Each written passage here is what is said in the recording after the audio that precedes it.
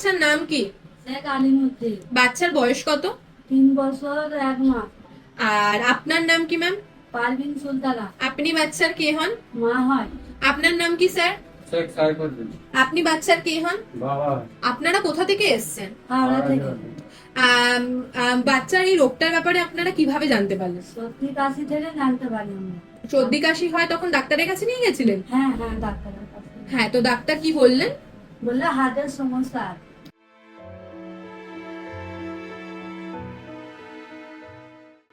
আপনারা যখন জানতে পারলেন বাচ্চার এই রোগটার ব্যাপারে আপনাদের কি রিয়াকশন ছিল? আপনাদের কি মনে হচ্ছিল? একটা টেনশন হচ্ছিল, চিন্তা। তো এতদিন বাচ্চার চিকিৎসা অপারেশন হয়নি কেন? মানে বাচ্চা ওয়েটে কম ছিল বলে ওই জায়গায় ঠিক।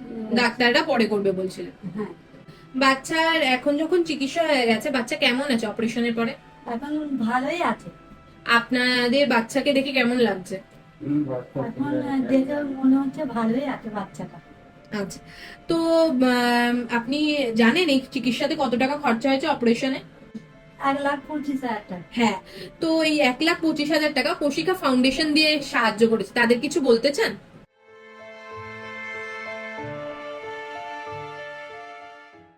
হ্যাঁ, ধন্যবাদ জানাতে চাই।